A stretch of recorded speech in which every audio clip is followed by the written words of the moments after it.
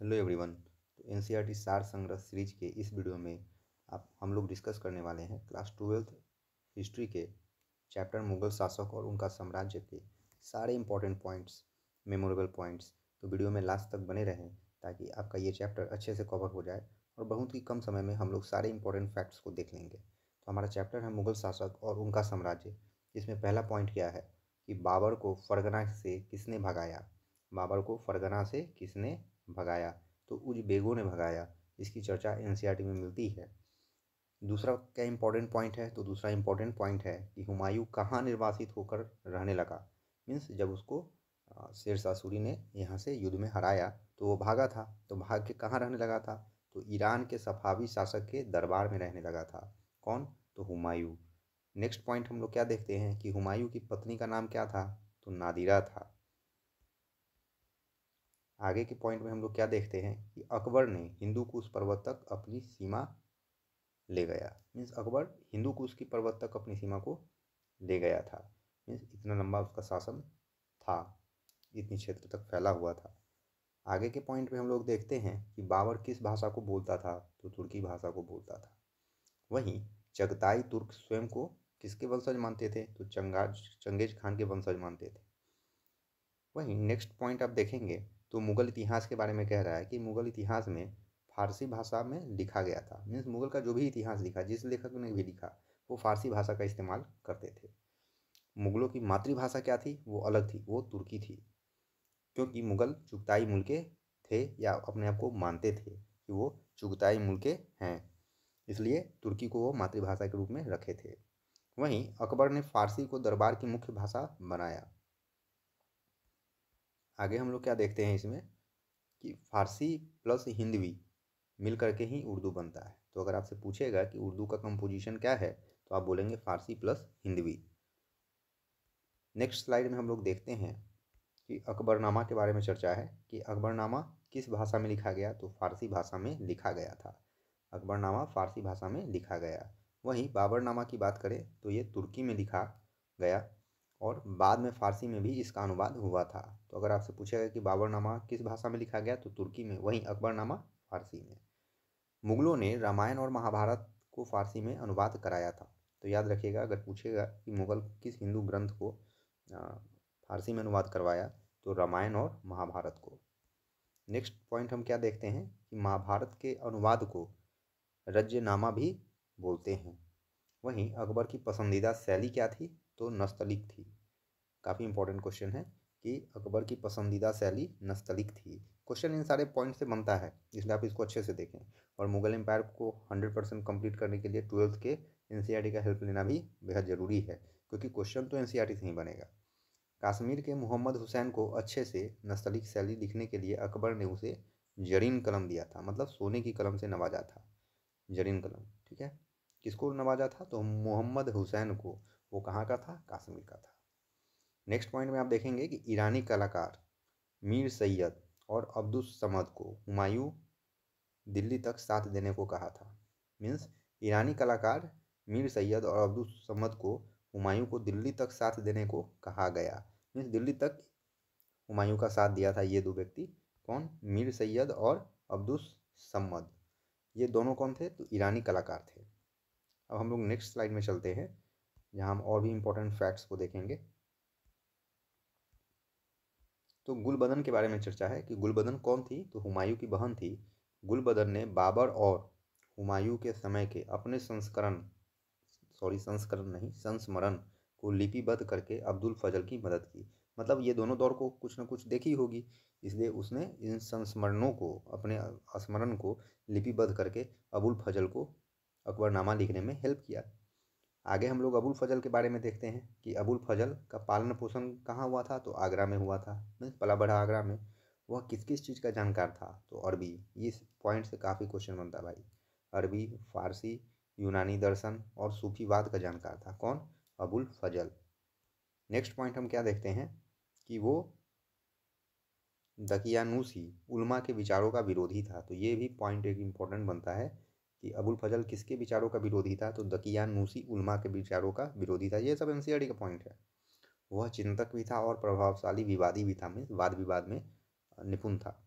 आगे हम लोग अकबरनामा पर चर्चा करेंगे कि अकबरनामा को कौन लिखा था। तो हम लोग पता है अबुल फजल लिखा था। 1589 से लिखना शुरू किया और 13 साल लगा उसको लिखने में। ये सब एनसीईआरटी में फैक्ट है। और अकबरनामा को 3 जिल्दों में, मतलब जिल्द मतलब भाग होता है, 3 भागों में बांटा गया था। प्रथम 2 इतिहास है, वहीं तीसरा आईने अकबरी है। तो याद रखिएगा तीसरा जिल्द को आईने अकबरी कहा जाता है, क्योंकि थर्ड पार्ट जो है, थर्ड वॉल्यूम है, वही आईने अकबरी है। प्रथम भाग में आदम से अकबर तक 30 वर्षों का मानव जाति का इतिहास मिलता है। प्रथम भाग में 30 वर्षों तक, आदम से अकबर तक। दूसरा भाग है अकबर के 46वें शासन वर्ष 1601 पर खत्म होती है। मीन्स अकबर का जहाँ यहाँ पर छोड़ा होगा वहाँ से 1601 तक, ठीक है, जब 46 वर्ष का वो हो जाता है उसका शासनकाल। आगे क्या है, अबुल फजल को राजकुमार सलीम के आदेश पर वीर सिंह बुंदेला ने मारा। अबुल फजल की हत्या करवाई जाती है किसके द्वारा? वीर सिंह बुंदेला के द्वारा। तो ये था इस स्लाइड में। अब नेक्स्ट स्लाइड में हम लोग क्या देखते हैं, बादशाह नामा के बारे में। बादशाह नामा का लेखक कौन था? अब्दुल हमीद लाहौरी। याद रखिएगा बादशाह नामा का लेखक कौन था? अब्दुल हमीद लाहौरी। वह अबुल फजल का चेला था। कौन?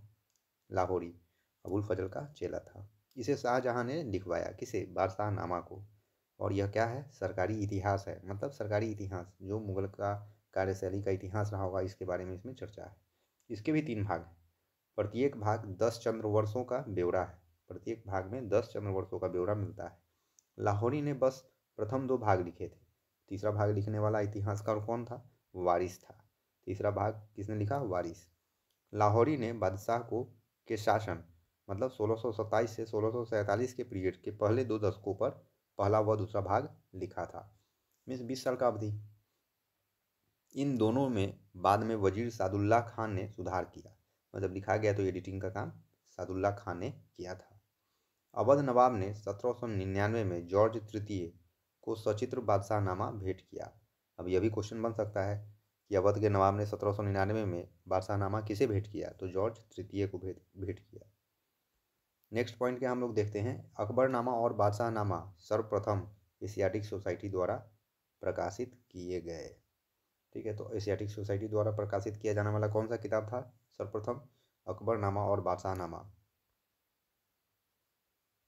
नेक्स्ट पॉइंट हम क्या देखेंगे, हेनरी बेवरिज के बारे में है कि हेनरी बेवरिज द्वारा अकबरनामा का अंग्रेजी अनुवाद किया गया। हेनरी बेवरिज ने अकबरनामा का अंग्रेजी अनुवाद किया था। अकबर ने 1563 में तीर्थ यात्रा कर खत्म किया। ये इंपॉर्टेंट पॉइंट है। वही 1564 में जजिया को खत्म किया था। ठीक है, आगे हम लोग क्या देखते हैं कि बादशाह अपनी प्रजा के 4 सत्वों की रक्षा करता है। ये अबुल फजल के द्वारा मेंशन किया गया। बादशाह अपनी प्रजा के 4 सत्वों की रक्षा करता है। पहला क्या है? जन मतलब जान। दूसरा क्या है? धन। तीसरा क्या है? नामस मतलब सम्मान। और चौथा क्या है? दीन मतलब विश्वास। इन चारों चीज़ों की रक्षा करता है। ये कौन मेंशन करता है? अबुल फजल करता है। इस टाइप का क्वेश्चन पूछा जाता है।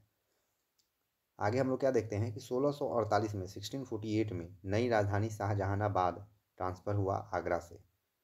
शाहजहानाबाद ट्रांसफ़र हुआ आगरा से। ठीक है, कब हुआ? 1648 में हुआ।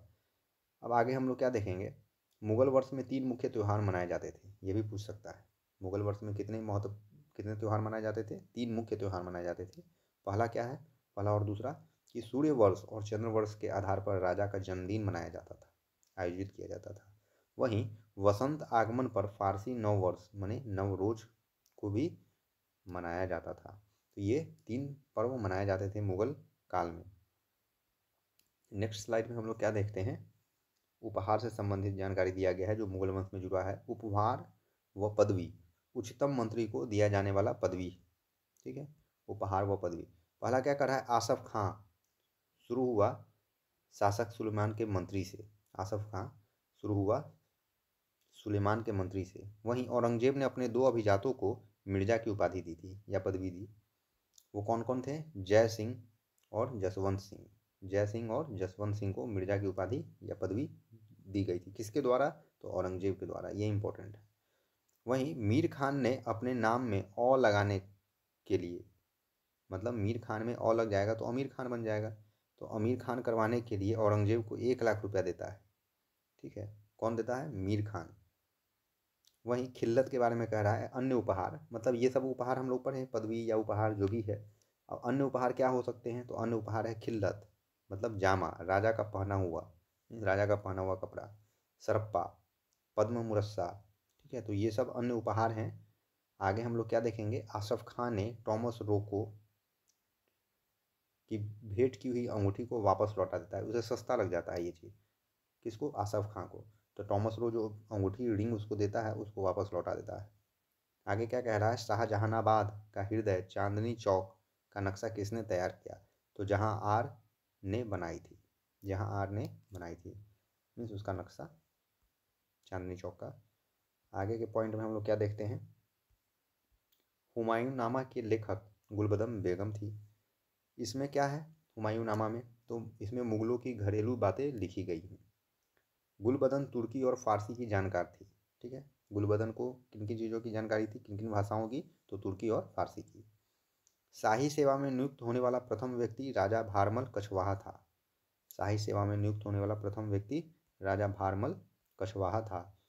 आगे हम लोग क्या देखते हैं, जहांगीर की रानी नूरजहां ईरानी थी। ये भी पॉइंट याद रखना है कि नूरजहां किस मुल्क की थी, ईरानी थी। ओरिजिन क्या था, ईरान। सफावियों और मुगलों के झगड़े का कारण क्या था, कंधार। ये इंपॉर्टेंट पॉइंट है कि सफावियों और मुगलों के झगड़े का कारण कंधार था। नेक्स्ट पॉइंट हम लोग क्या देखते हैं, society of Jesus means Jesuit धर्म प्रचारक थे। First Jesuit group Fatehpur Sikri के मुगल दरबार में आया था 1580 में। ठीक है, तो ये याद रखना है। वहीं सेकेंड और थर्ड 1591 और 1595 में लाहौर में हुआ था।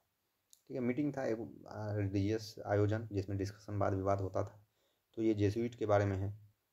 तो यहाँ तक हमारा स्लाइड रहा और इसमें हम लोग एक चैप्टर को ईजिली कवर कर लिए हैं। ये सारे पॉइंट्स मेमोरेबल हैं, आपको याद कर लेना चाहिए। चैनल पे अगर नए हैं तो चैनल को सब्सक्राइब कीजिए, वीडियो को लाइक कीजिए, शेयर कीजिए। Thank you.